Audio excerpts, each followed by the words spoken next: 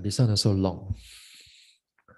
On Thursday, Bante highlighted the importance of developing mental buffer zone so that we can face many setbacks in life. Certainly, it is very important and necessary because many of us are facing all sorts of serious challenges and problems like career, family, finance, health, and many more. Without this buffer, we are likely to suffer a lot and may sink into depression, hence giving up our striving to the end to end suffering, nibbana, the ultimate.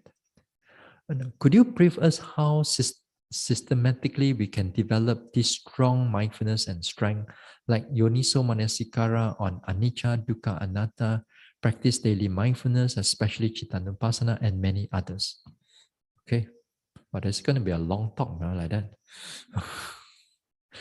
So the day, as I said, mentioned, like on Friday, on Thursday, I says that our mind must be able to become resilient, strong enough, or that it can able to stay stabilized or a buffer zone there, that whatever that things that's coming in, it doesn't destabilize the mind. It doesn't destabilize the mind in a sense that we got into anger or we got into sadness and so on. So we need to develop that. So the thing is that in our real life, we face a lot of all these type of challenges with financial, family, and so on. Now, the thing is that the question is that how are we able to develop this type of things in our daily life? The thing is that in our daily life, truthfully speaking, you cannot develop that much. You can develop, but not that much. But we may think that we develop a lot, because you do not know where the comparison is, ma. Let's say you never done any meditation before, let's say, and all your life is about reflecting, thinking about the Dhamma, doing a lot of good deeds, have a lot of good reflection about anicca, dukkha, anatta, practicing some mindfulness, some satipatthana. Then you feel good about yourself because you are living a wholesome life, which is, is praiseworthy.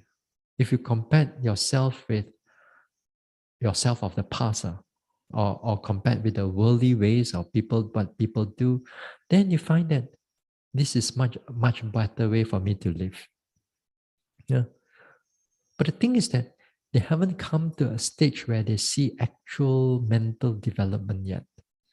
When they're really the deep mental development, then they find that this wholesome living in everyday life is really not enough. It's really not enough because a lot of area we are not developing. A lot of area of the mind, of the heart, we are not developing yet. We thought that we are developing, but no, not really. So the question, the thing is that in the daily life, can we develop more? Of course, can. Just not like what you say here, reflection on anicca, dukkha, anatta. Do it again and again. Reflect on, the Buddha says, reflect on old age, reflect on sickness, reflect on death, reflect that we're going to separate from our loved ones, reflect on the karma. It says that reflect these 5 reflection, reflect it daily. Daily. The more that we reflection in the right manner, then in the long term or short term, you'll find that our mind is not so attached into many things.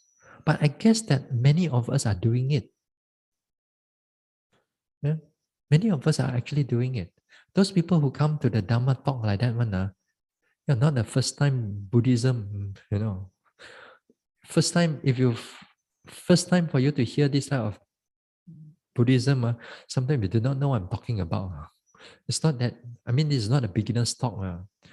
The a lot of us that we are listening to the Dhamma talk, whether here or online also, Many of you have already have some kind of faith in the Dhamma already. So use that faith to reflect, to practice whatever that you feel wholesome to you. Even the Chitta Nupassana or Vedana Nupassana or Kaya Nupassana, whichever you feel okay, then it's fine. There's no like a special way of development. Some people like we thought that a development of Buddhism is like we go through a course. I mean, you go through a course is good. It gives you an understanding, a systematic understanding of Buddhism. But when actually put into practice, you have to do it all the time here and there in a different manner. Sometimes you have to do dana. Sometimes you take care of your precept. Sometimes you be mindful. Sometimes you want to know Chitta Nupassana a little bit. Sometimes you do Kaya Nupassana a little bit more. But finally, you got to find the time to do a retreat. You have to find the time to do a retreat. If not, the mind cannot grow further. It will be stagnant there. Happy in samsara, happy lah. Go round and round in samsara. Yes, it's still a happy rebirth for you. But don't forget all our whole unwholesome deeds that we have done before in our past lives is just waiting for us only. Waiting for us only. Satu hari, you're going to go into the whatever, you know. So a lot of bad deeds that we have done also. So don't expect that all the good deeds that we have done, it is enough. It is not enough. It is not enough. But it's better than nothing. It's better than nothing. So I cannot actually give you systematic way. But what I can tell you is that make the effort or whatever wholesome deeds that you are coming in, whether it's through the mind, through the thoughts, speech, or actions, whatever that you can do, keep doing it. Then it's fine. And then avoid all the unwholesome deeds. Really, I mean, that over time it's going to change our lives a lot. But then the person that asked the question is already 80 over years old, or maybe there. I don't know how much time you still have, but anyway, still do it anyway.